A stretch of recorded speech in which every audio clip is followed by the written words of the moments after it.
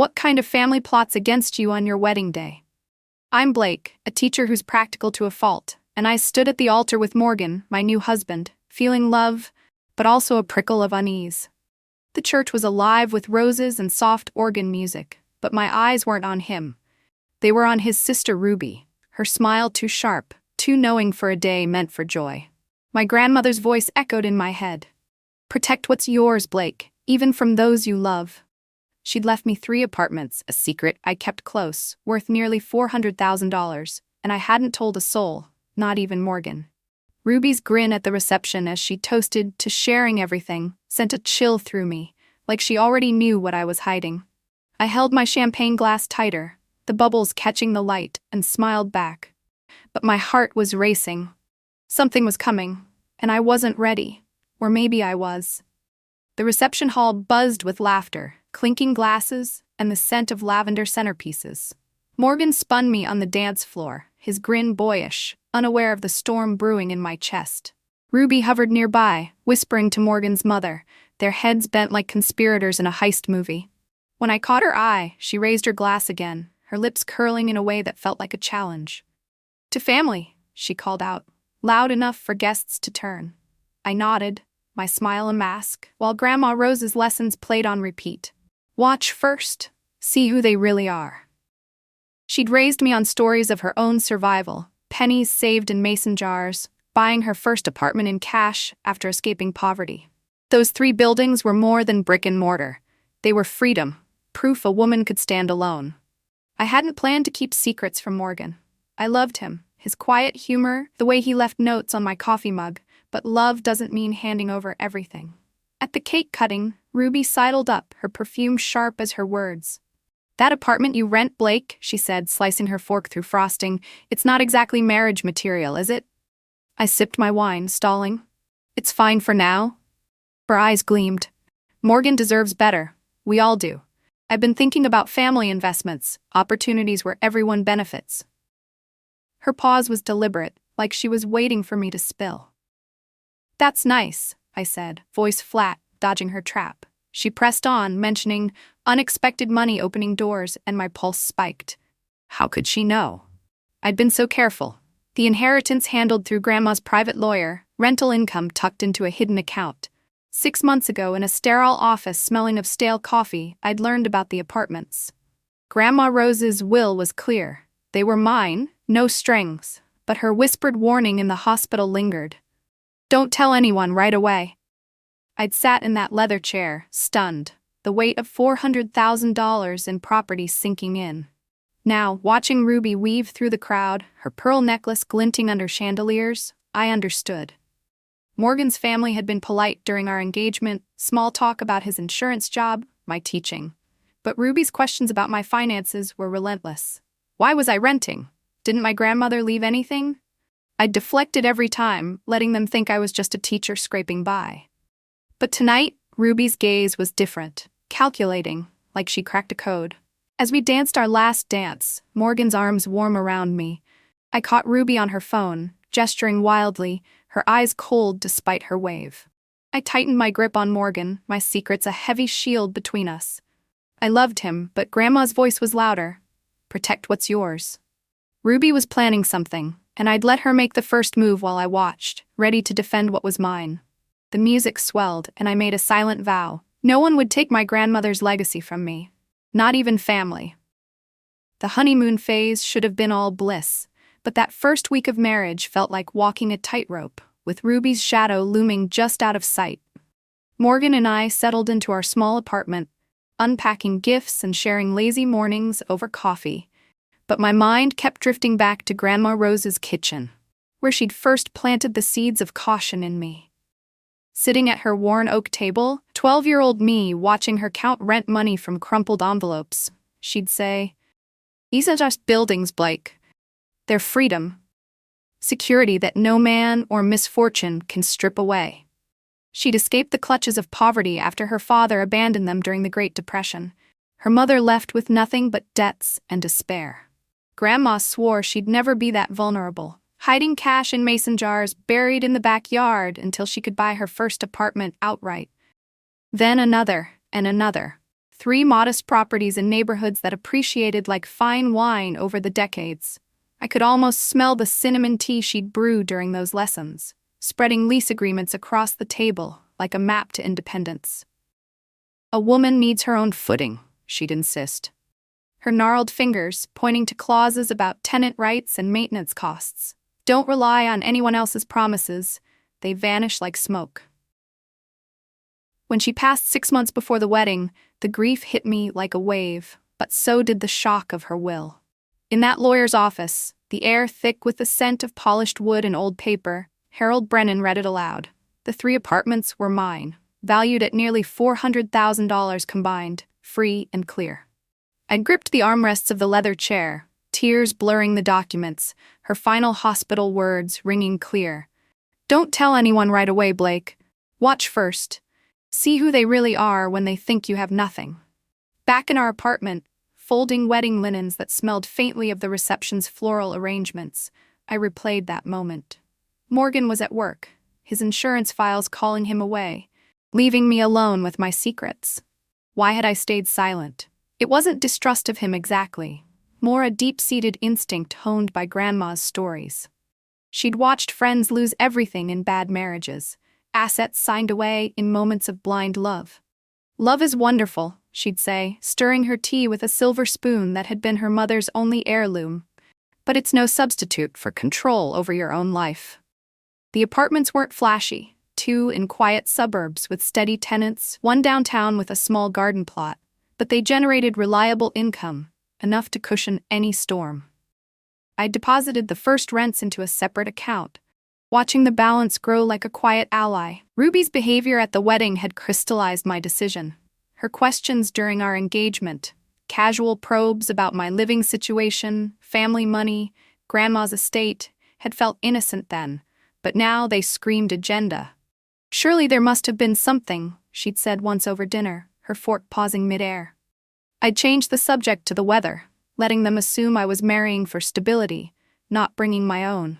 Morgan's family painted me as practical, code for unassuming, but Ruby's eyes always lingered, like she was appraising a hidden gem. In the quiet of our living room, sunlight filtering through sheer curtains, I pulled out Grandma's old photo album, flipping to pictures of her standing proud outside each apartment building. One showed her in a floral dress, keys dangling triumphantly, the day she closed on the 3rd. "Proof a woman can stand on her own," she'd caption it in her neat script. That inheritance wasn't just money, it was her legacy of resilience. She drilled it into me during summer visits, baking pies while explaining mortgages and taxes. "Men come and go, but property stays, if you guard it." I traced the photo's edges, feeling the texture of aged paper, and wondered if she'd foreseen this. Morgan's family seemed pleasant on the surface, polite chats about his job, their construction business, but little comments nagged. How lucky he was to find someone fitting in with their values. Ruby's intensity grew post-engagement, her curiosity about my finances sharpening like a blade. "Why rent when you could buy?" she'd ask, sipping wine at family gatherings. Vague answers sufficed then, but now, with the ring on my finger, the shift was palpable. By the end of that first week, as I hummed along to the radio while sorting laundry, the apartments felt like a fortress in my mind. I'd been careful, no shared accounts, no slips in conversation. But doubt crept in. Had someone leaked? The will was private, but public records existed. A sharp knock shattered the peace, authoritative, insistent. Through the peephole, Ruby stood there in a sleek pantsuit, a notary beside her clutching a briefcase. My stomach twisted. "Blake," Ruby called, her voice honeyed but edged. "I know you're in there. I brought coffee." I opened the door with the chain latched, buying time. "What are you doing here?" She held up the tray, smiling too brightly. "Sister-to-sister chat, and Patricia's a notary, just in case." My heart pounded as Grandma's warning flashed. "When someone rushes you into papers, run." But I unlatched the door, curiosity overriding fear. Ruby breezed in, scanning my space like an appraiser, setting coffee on the counter. "Cozy," she said, making it sound lacking. Patricia hovered awkwardly. "Double-shot vanilla latte, your favorite." I'd never told her that. "How did you know?" Asked around, she waved off, but her eyes watched closely. Lies already. As she perched on the couch explaining family financial streamlining, Patricia pulled out thick forms. Legal jargon jumped. Transfer of rights, consolidated ownership. This was it. The play for my secrets. I closed the folder, pulse racing. This looks like signing over properties. Ruby's laugh was glass sharp. Not over, pool resources. Family takes care of family. But I saw the calculation, the greed veiled as help. Grandma had prepared me for this. Ruby's words hung in the air like a veiled threat, her smile unwavering as she gestured to the folder in my hands. I set it down carefully on the coffee table, the paper crinkling under my fingers, and took a step back, inhaling the faint vanilla scent from the coffee she'd brought, like a bribe wrapped in kindness. Joint financial planning, she continued, crossing her legs with elegant precision, makes perfect sense now that you're part of the family. Shared resources, mutual benefits. It's how we Thompsons do things. Patricia nodded politely, though her eyes darted to the door, as if sensing the undercurrent of tension thickening the room. My mind raced back to the wedding, piecing together how we'd gotten here so quickly. The suspicions that had started as whispers now roaring in my ears. It had all intensified during the speeches at the reception, the microphone feedback echoing through the hall like a warning bell. Morgan's father raised his glass, his voice booming about new beginnings and shared futures. But Ruby's gaze locked on me the whole time, her expression like she was mentally tallying assets. I'd shifted in my seat, the satin of my dress suddenly too tight, feeling exposed under the string lights draped overhead. Later, during the dancing, she'd cornered me by the gift table, her hand lightly touching my arm, nails manicured to perfection. "You know, Blake," she'd said, adjusting her pearl necklace with a casual flick, "that rental of yours isn't suitable for a married couple. Why not think bigger?" I'd sipped my wine, the tartness biting my tongue, buying time. "It's fine for now." But she leaned in closer, her breath warm against my ear. "Oh, but opportunities open up when families pool resources, especially with unexpected windfalls." My heart had stopped then, just like it was stopping now in my living room. How had she known? Or was it a lucky guess? Back in the present, Ruby's patience wore thin, her tone shifting to that of a teacher lecturing a slow student. "These are standard forms, Blake. Nothing to worry about. They allow efficient management of family assets." Assets. The word landed like a punch, echoing those wedding night hints. I flipped open the folder again, scanning phrases that screamed control. Transfer of property rights. Family trust management. "This seems like you want me to sign over something?" I said, keeping my voice neutral, though my palms grew slick. Ruby interrupted with a laugh, sharp and rehearsed. "Not sign over, consolidate. It's different. We're family, we trust each other." But trust was the last thing I felt, my thoughts spiraling to Grandma Rose's hospital bed, her frail hand gripping mine. Watch first. Ruby's probing at the wedding had been relentless, disguised as sisterly advice. During a quiet moment by the bar, she'd asked about my grandmother's estate outright, her eyes bright with feigned curiosity. Surely there was something, family money, properties. I deflected with a vague shrug, changing the subject to the honeymoon plans, but her smile had tightened, like she'd marked me as evasive. Observing the family dynamics that night had been eye-opening, the way they circled like a pack, subtle nods and glances passing between Ruby and her parents. Morgan's mother had pulled me aside during a slow song, her hug lingering too long. "We're so glad you're joining us, dear. Practical girls like you understand the value of unity. Financially, I mean." The implication hung there, unspoken but clear, as the band played on, strings vibrating through the air. I'd smiled politely, but inside, alarms blared. They saw me as an addition to their portfolio, not a person. Now, with Ruby perched on my couch, her confidence radiating like heat from a fire, those pieces fit. "I'm not sure I understand," I said slowly, playing dumb. "Morgan and I keep finances separate for now." Ruby's eyes narrowed just a fraction. "But married couples think long-term. Opportunities to maximize benefits, properties, investments." She waved vaguely, but the specificity hit home. They knew or suspected strongly enough to push. Patricia cleared her throat, breaking the standoff. "Mrs. Thompson, these documents require review. Perhaps your own attorney." Ruby cut her off with a dismissive wave. "No need, we're family." But I remembered my college roommate then, her sweet promises before she maxed out a co-signed card and vanished, leaving me with the fallout. "This reminds me of someone," I said, closing the folder firmly. Ruby's smile flickered. "I'm sure I don't know what you mean. She was helpful too, until she wasn't."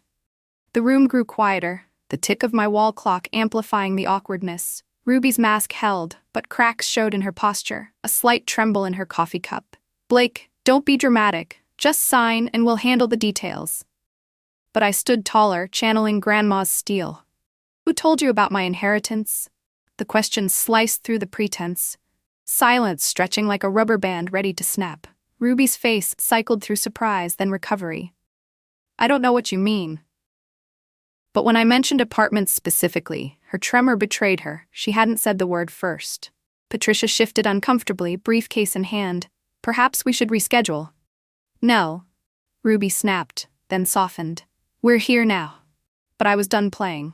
"I think you should leave." They gathered their things, Ruby's confidence dented, mumbling about miscommunications as they exited.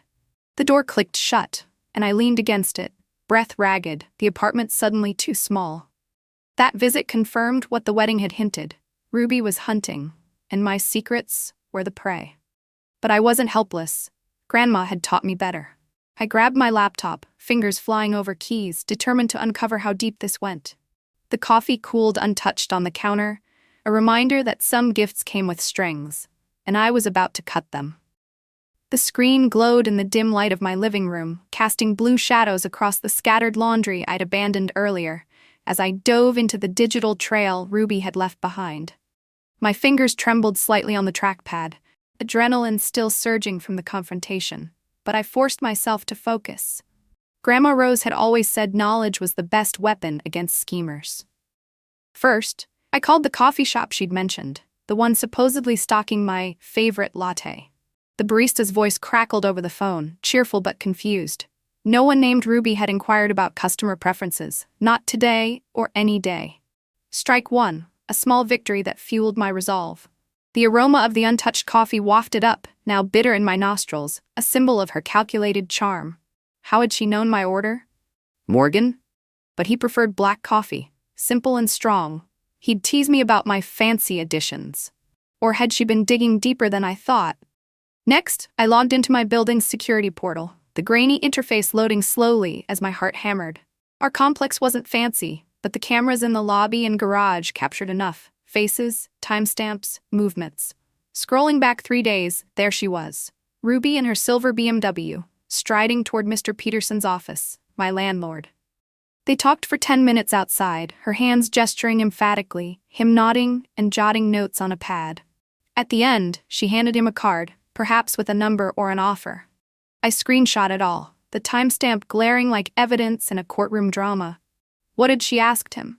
About my lease? My finances? The thought made my skin crawl. She'd been circling before the wedding even, but this was premeditated invasion. Deeper doubts crept in. If she'd gone this far, what else had she uncovered? The apartment's addresses weren't secret, but linking them to me required effort, connections. Pushing further, I checked public records for the real estate office nearby, their street-facing cameras accessible through a community feed. Last week, Ruby again, this time with an unfamiliar man. Older, suit-clad, pointing at maps or listings on his phone. They stood on the sidewalk, her taking photos of building addresses that looked suspiciously like my property's neighborhoods. My stomach churned, a wave of nausea rising as the pieces slotted together. This wasn't casual curiosity. It was a hunt, systematic and ruthless. I paused, rubbing my temples, the room's silence broken only by the hum of the fridge. Why me? Why now? Marriage made me family, but also vulnerable, assets potentially shared, or so they thought. Grandma's voice whispered, "They think you have nothing, so they reveal their greed." But they knew something, enough to bring papers and a notary unannounced. The visit replayed in my mind like a bad dream, sharper now with hindsight. Ruby sweeping in, her pantsuit crisp as a blade, setting that coffee tray down with a flourish. "The best conversations happen unexpectedly," she'd said, her eyes scanning my minimalist space, bare walls, secondhand furniture, as if cataloging my worth. Patricia, the notary, had lingered by the door, her graying hair tied back, briefcase clutched like a shield. "Time-sensitive," she'd murmured, but her discomfort was palpable. shifting weight from foot to foot. Ruby had pushed the cup toward me. Double shot vanilla. Morgan mentioned it, or was it your friend Sarah? No Sarah existed in my life, and Morgan wouldn't know. Lies layered on lies. As she'd explained the simple forms, her hands clapping like unveiling a gift, I'd scanned the jargon. Consolidation, shared resources, properties vaguely referenced but implied. Everyone benefits, she'd insisted, her tone patient, condescending, like I was a child grasping at adult concepts. My resistance had built then. A quiet fire, feigning confusion, closing the folder, invoking that old roommate story to test her reaction. Her flicker of irritation, the tremble in her cup, had been telling. Who told you about the apartments? I'd pressed, and her denial rang hollow, especially when I hadn't named them first. Deeper into my search, I accessed the neighborhood portal for Morgan's parents' house. New cameras installed after a break-in. Footage available to residents. Sunday night, 2 days before her visit. Ruby's car in their driveway for over 2 hours. Shadows moved inside, papers spread on what looked like the dining table through the window. A planning session, no doubt, plotting how to include me in their financial web. The betrayal stung fresh. This wasn't just Ruby, but the whole family circling. My hands shook as I dialed Harold Brennan's office, Grandma's lawyer. Margaret's familiar voice answered, and soon Harold was on the line, his gravelly tone steady. Blake, I was wondering when you'd call. I spilled it all. The visit, the papers, the footage. He listened, humming thoughtfully. Your grandmother warned me this might happen. She had me check Morgan's family background, public records, finances. My breath caught. What did you find? Morgan's father is in deep debt. $200,000 from his construction business. Pandemic hits. Your apartments? Perfect collateral. The puzzle completed itself. Not help, but desperation. They needed my inheritance to save themselves, and Ruby was the enforcer. Harold confirmed confidentiality. No leaks from his end, but public filings could be watched. They might have hired a PI. As Morgan's key turned in the lock, I whispered, protect the properties, whatever it takes. Irrevocable trust, Blake. Done by morning. I hung up, steeling myself as Morgan entered, tie loosened, looking weary. Hey, Mrs. Thompson. He grinned, but I searched his face for signs of complicity. Did he know? His kiss on my forehead felt genuine, but doubts lingered. Ruby stopped by, I tested later over dinner. He shrugged, oblivious. She mentioned family planning. Smart, right? His casual support for her twisted the knife. He was part of their world, loyal by blood, even if unwitting. That night, as he slept, I lay awake, the city's distant hum through the window mirroring my turmoil. Resistance wasn't enough. I needed armor. Grandma had seen this coming. Now it was my turn to fight back, doubts transforming into determination. The morning light filtered through the blinds in thin stripes, casting patterns on the kitchen counter, where my untouched coffee from last night sat cold and forgotten, a remnant of the chaos Ruby had unleashed. I woke before Morgan, my mind already churning like a storm, piecing together the fragments Harold had revealed. The debt, the desperation, the calculated plot to leverage my apartments. As I brewed fresh coffee, the rich aroma filling the air, I couldn't shake the sickening clarity. This wasn't just Ruby's scheme. It was a family operation, born from their sinking ship of a business. Grandma Rose's warnings felt prophetic now, her voice a steady anchor in my turmoil. See who they really are. I sat at my laptop again, determined to uncover every layer, to arm myself with facts before Ruby circled back. Public records were my next stop. County filings, business registrations, anything to confirm Harold's intel and expose the full extent of their troubles. Typing in Morgan's father's company name, Thompson Construction, the search results loaded quickly, a cascade of documents that made my breath hitch. There it was, loan agreements from 3 years ago, bloated with pandemic-era expansions they'd never recovered from. The numbers glared back. $200,000 in arrears, with interest compounding like a noose tightening. One filing detailed a bank notice of default, dated just 2 months prior, threatening foreclosure on their commercial properties if payments weren't met. I scrolled deeper, finding court records of minor lawsuits from unpaid subcontractors, whispers of a crumbling empire. Ruby's name popped up too. As a co-signer on some loans, her signature elegant but damning. This added a new twist. She wasn't just helping her father, she was entangled, her own financial stability at risk if the business folded. The scheme wasn't altruism masked as family unity. It was survival, raw and ruthless, with my inheritance as their lifeline. I saved screenshots, my fingers flying, building a digital fortress of evidence. How had they connected the dots to my apartments? Harold had mentioned public property transfers. Grandma's will filed with the county, accessible to anyone persistent enough to search recent inheritances in our area. But I needed more. Confirmation of their intent to use residential properties illegally as collateral. Digging into state regulations online, I found articles on risky financial maneuvers where families shuffled assets through trusts to skirt disclosure laws. One case study mirrored this. A construction firm leveraging inherited homes to secure commercial loans, ending in fraud charges. It fit perfectly, the puzzle edges aligning with chilling precision. My heart raced as I cross-referenced with the footage I'd captured. Ruby's meeting with that unknown man at the real estate office now screamed appraiser or broker, someone valuing my properties for their plan. Adding to the file, I noted timestamps linking her parents' late-night session to these revelations. The scheme unfolded in my mind. Spy on the new in-law, confirm the windfall, pressure her into signing under the guise of family benefits, then mortgage the apartments to save the business. Genius, if immoral, and I'd nearly fallen for it, lulled by wedding vows and toasts. Harold called back mid-morning, his voice gravelly but reassuring over the speaker. "Blake, I've reviewed more details overnight. Your grandmother's background checks were thorough. Morgan's father has been shopping for bridge loans, mentioning family assets in emails to lenders. I got wind through legal channels." I leaned against the counter, gripping my mug, the steam rising like my rising anger. Can they really use my properties without me knowing? If they got your signature on those forms, yes, creating a trust where any family member could authorize leverage. Risky, often skirting illegality, but desperate people try. He paused, papers rustling. Ruby's been the point person from what I see. Hiring that PI cost them thousands, money they don't have. Another layer, their extravagance in pursuit of my money had deepened their hole. Harold promised to flag any further inquiries into my records, a protective net spreading. Your grandmother saw this potential. She made me promise discretion. Hanging up, I felt the weight lift slightly, knowledge empowering me like grandma's mason jars of savings.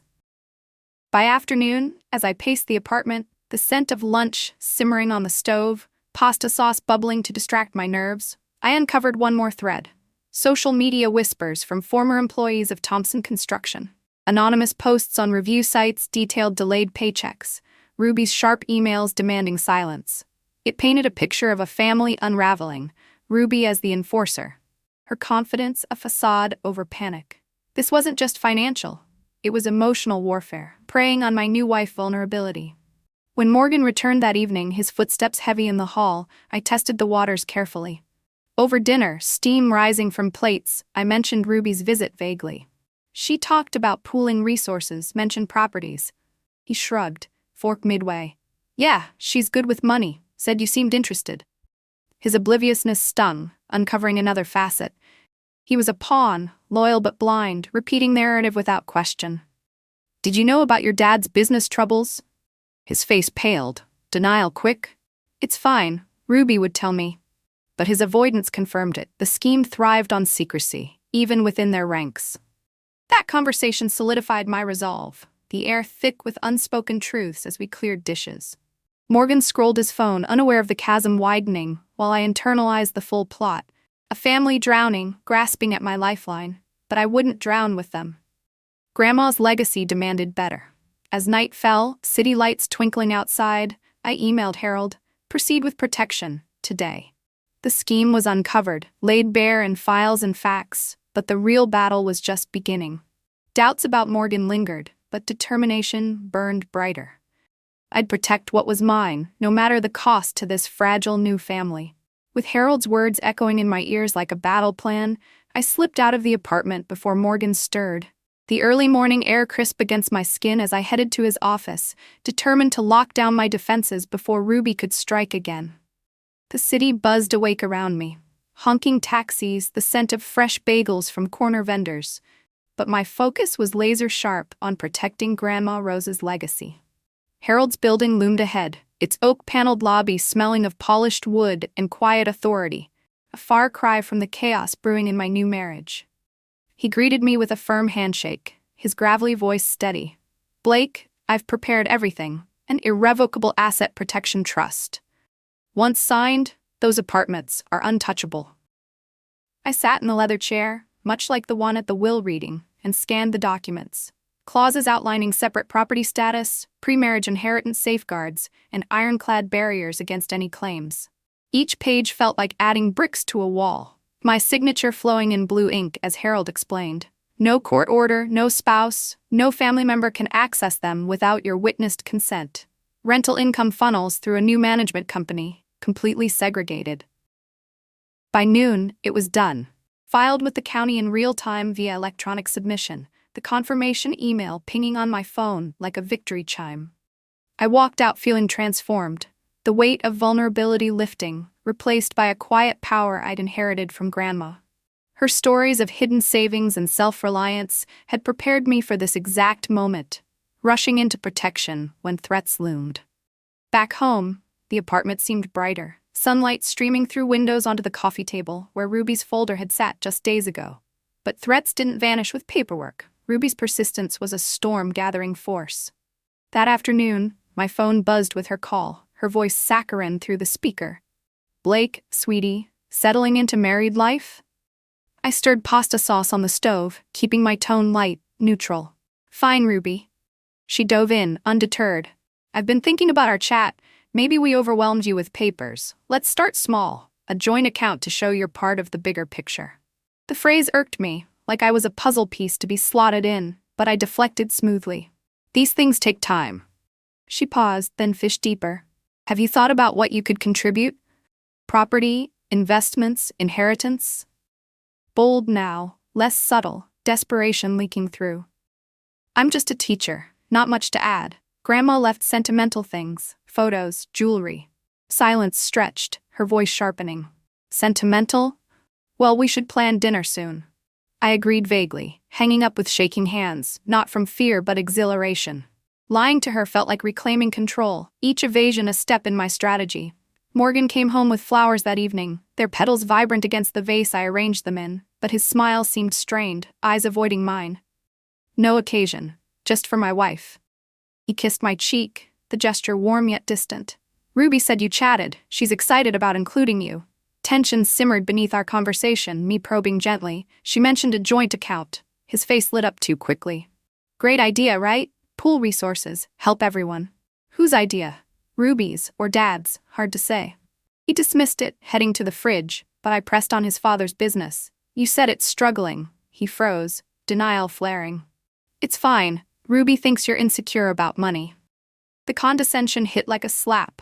Me, the outsider needing guidance. But I played along, watching him relax as I agreed, all while navigating the minefield of his unawareness. He was caught in their web, repeating Ruby's lines without seeing the manipulation, his loyalty to blood blinding him to the betrayal unfolding. Over the next days, I mastered strategic ignorance, a shield honed from Grandma's lessons on quiet strength. Ruby called relentlessly, suggesting paperwork organization, lunch meetings, holiday planning, all veiled attempts to corner me. "You're avoiding me," she accused during her third call, her tone edging toward suspicion. "Just busy with teaching, lesson plans, conferences." I heard the frustration in her pauses, her aggression mounting. Maybe Morgan can help go through things. A girl's day? The idea of her rifling through my space turned my stomach, but I stalled. "I'll check my calendar." Each deflection bought time, letting her reveal more. Threats wrapped in "trust me, please," subtle warnings about misunderstandings. Meanwhile, tensions with Morgan escalated subtly. He came home late, jaw tight. "Ruby's worried you're secretive." "I'm not. Busy, that's all." But his ultimatum loomed. "Prove it. Come to Sunday dinner, talk finances like adults." It wasn't a request, his defensiveness clear when family was questioned. I agreed, sensing the trap, but my trust shielded me now. Untouchable properties, hidden income. Grandma would approve. Silence wasn't weakness, but wisdom. As the week wore on, I double-checked with Harold, his updates confirming no inquiries into my filings yet. the management company operational with first rents deposited securely. Morgan's oblivious support for Ruby gnawed at me, dismissing my concerns, scrolling his phone over dinner, but I navigated carefully, avoiding confrontation that might tip my hand. One evening, as rain pattered against the windows, I reviewed my evidence file. Footage, records, debt details. It was armor, ready for when they pushed too far. Ruby's calls grew frantic, her mask slipping, but I remained calm, a quiet force building. Sunday would be their move. Mine was already made. Doubts about Morgan lingered, his family's pull strong, but my defenses were fortified. Grandma's legacy, my unyielding foundation. No more navigating blind, I was steering now, ready to weather the storm. Sunday dinner faded into a distant plan as Tuesday morning brought Ruby back to my doorstep, her heels clicking up the walkway with renewed purpose, the leather portfolio under her arm bulging like it held the keys to her salvation. I watched through the peephole, my breath steady now, fortified by the trust Harold had established, no longer the naive newlywed, but a woman armed with unassailable protections and irrefutable evidence. She knocked sharply, her voice calling out, "Blake, darling, I have wonderful news. We've simplified everything for you." Patricia trailed behind, briefcase in hand, her expression more resigned than before, as if she'd been coerced into round two. I opened the door in my faded jeans and sweatshirt, letting her assume I was unprepared, the scent of morning coffee lingering from my earlier brew. Ruby swept in without invitation, her designer perfume clashing with the homely air of my space, spreading documents across the coffee table with a flourish that bordered on theatrical. "Property transfer agreements," she announced, pride swelling her words. "All ready, with addresses included." My blood chilled at the sight. Exact street numbers, unit details, zip codes typed neatly, no vagueness this time. These weren't guesses. They were precise, harvested from her investigations. "How did you get these?" I asked quietly, sinking into the chair opposite her, folding my arms to hide any tremor. Ruby's smile was triumphant, eyes gleaming like she'd won already. "Property records are public, Blake. A talented private investigator, worth every penny for family." She tapped the papers, manicured nail-clicking. 3 apartments, $400,000 value. Impressive for a teacher. Patricia shifted, murmuring, "These transfer full ownership," but Ruby corrected sharply, "Full partnership, a family trust for growth." The intent was clear. Strip my control, funnel the assets into their sinking ship. "You'll get 15% of the income," Ruby added generously, as if bargaining with my own property. "After fees, of course." I nodded thoughtfully, letting her bask, then stood and opened my laptop on the side table. "You've been thorough, but have you seen my research?" Turning the screen toward her, I played the footage compilation, the lobby camera showing her with Mr. Peterson, the street view of her with the appraiser-like man, the parents' house shadows plotting over papers. Ruby's color drained, her portfolio slipping slightly in her lap. "You were watching me." "Protecting myself," I corrected, voice calm as Grandma's lessons surged through me. Patricia leaned in, alarm widening her eyes at the timestamps. "Interesting timing, days before your first visit." Ruby stammered. "This is a misunderstanding," but I clicked to the trust documents next. "While you hired investigators, I made these untouchable, irrevocable trust, filed and final."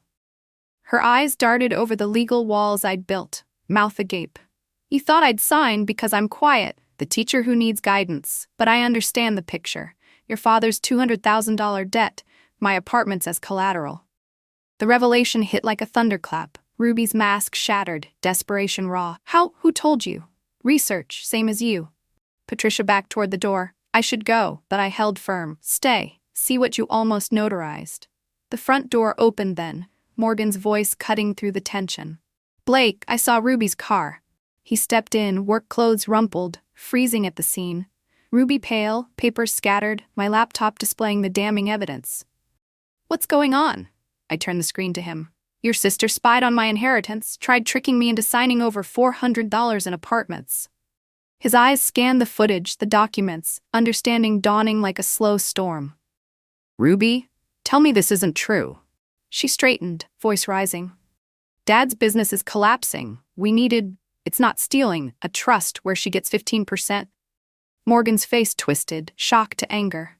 "Of her own properties? You manipulated my wife to save Dad?" Ruby's desperation spilled. I was helping the family. But he shook his head. By destroying my marriage? Lying? Spying? I pulled the cease and desist envelope from my drawer, handing it to her. For you, if you contact me again about this. Her hands shook, unfolding it, the restraining order clauses glaring. You'll regret this, she whispered, but the power was gone. Empty words from a defeated schemer. Patricia gathered her things, apologizing profusely. I had no idea. And slipped out. Ruby followed on unsteady legs, papers fluttering to the floor like fallen leaves. The door closed, silence enveloping us, Morgan staring at the mess. I'm so sorry. I had no idea how bad it was. Shame etched his features, genuine and deep, the first crack in his family loyalty. Now you do, I said softly. We stood there, minutes stretching, as I shredded the documents, the machine's whir, a cathartic hum. Finally, he asked, tell me everything, from the start. I did, pouring out Grandma's warnings, my secrecy, Ruby's manipulations, my investigations. He listened, paling further. I helped her, dismissing you, telling you to trust. You didn't know. I should have. Pain laced his voice, but determination followed. Changes start now. 3 days later, he quit his father's company, no notice, keys handed over in a clean break. His father's call that night boomed denial. We can work this out, but Morgan cut through. You knew about targeting Blake's inheritance. The pause confirmed it. Morgan hung up, blocking numbers, deleting voicemails from his tearful mother. Ruby's last attempt cornered him in a parking lot, pleading, Dad's losing everything. Then find another way, not stealing from my wife. He chose me, severing ties completely, the isolation hard but unwavering. Our marriage shifted, conversations deepened, boundaries set with transparency. No more secrets. We built on honesty, Grandma's wisdom guiding us forward. Morgan's decision to cut ties rippled through our lives like stones skipped across a still pond, each one sending waves that reshaped everything we knew. But in the quiet aftermath, we began rebuilding on firmer ground than before. The apartment felt different now, warmer, more ours, as we sat together evenings, no longer shadowed by family calls or unspoken tensions. He'd blocked their numbers, returned letters unopened, and when his parents showed up unannounced one rainy afternoon, he spoke through the chained door, voice firm but laced with regret. Some lines can't be uncrossed, he said, the wood muffling his mother's pleas for forgiveness. It hurt him, those moments of staring out the window at nothing, lost in memories of holidays past. But when I asked if he regretted choosing me, his answer was swift. Never. What they did was unforgivable. I just wish I'd seen it sooner. Our marriage evolved in those weeks, conversations turning to money with raw honesty I'd never imagined. I showed him the trust documents, walking through rental reports over coffee, the steam curling up as he studied Grandma Rose's meticulous setup. She was brilliant, he murmured, tracing income figures, building this quietly, no fanfare.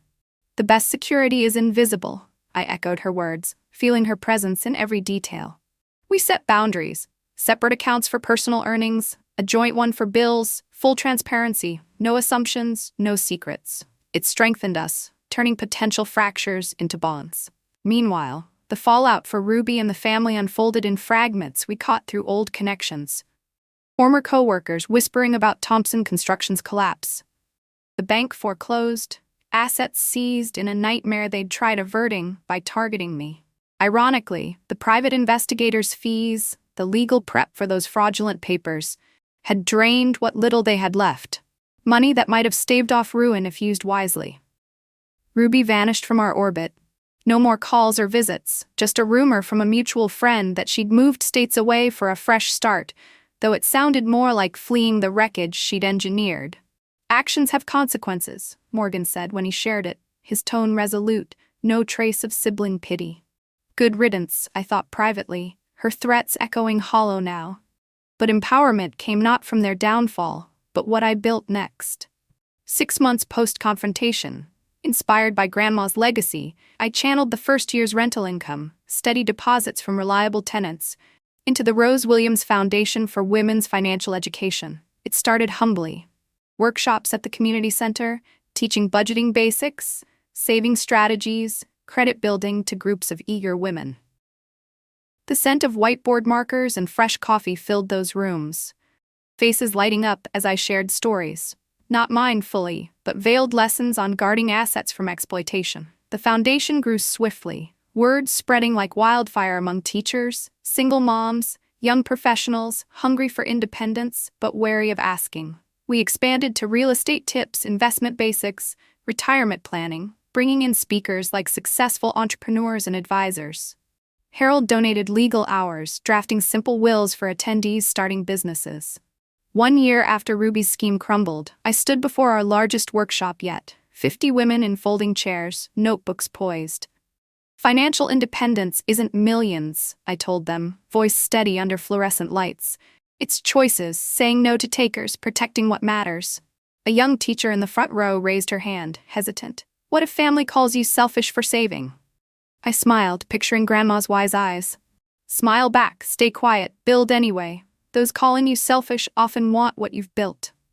Applause followed, but the real reward was seeing empowerment take root, women leaving with tools to stand alone. Morgan helped behind the scenes, organizing forms, his support unwavering.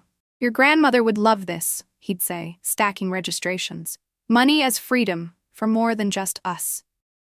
Driving past the apartments that evening, their modest facades glowing in sunset hues, brick walls, small gardens blooming, we stopped to admire. They weren't just mine anymore. They symbolized resilience, a marriage reforged in truth, a foundation seeding change. The properties funded workshops, but their true value lay in the voice they'd given me, one of advocacy, boundaries, chosen family over blood obligations. Grandma's inheritance had granted security, but using it this way? That was power. Helping others claim theirs, ensuring no woman felt vulnerable like her mother had. As stars emerged overhead, I leaned against Morgan, the air soft with evening calm. We'd weathered the storm, emerging stronger, her wisdom living on through every lesson shared. In the gentle hush that followed those turbulent months, our lives settled into a rhythm as soothing as a slow river's flow, where mornings unfolded with shared coffee and quiet plans, and evenings wrapped us in conversations that mended what had once been frayed. The apartments stood sentinel in their neighborhoods, their windows catching the soft light of dawn, generating income that now whispered promises of empowerment to women far beyond our circle. Through the foundation, stories bloomed like spring flowers, young mothers learning to budget for dreams, teachers discovering investment paths that led to independence, each one a thread weaving Grandma Rose's legacy into a tapestry of strength. Morgan and I walked hand in hand along familiar streets, his presence a steady anchor, our bond deepened by the trials we'd navigated together, turning secrets into shared truths and doubts into unwavering trust. As the world quieted around us, the echoes of betrayal faded, replaced by the soft hum of purpose fulfilled. A reminder that protection isn't just walls, but the quiet courage to build bridges for others. And in that serenity, I heard her voice one last time, faint as a breeze through leaves. Well done, Blake. You've made it your own.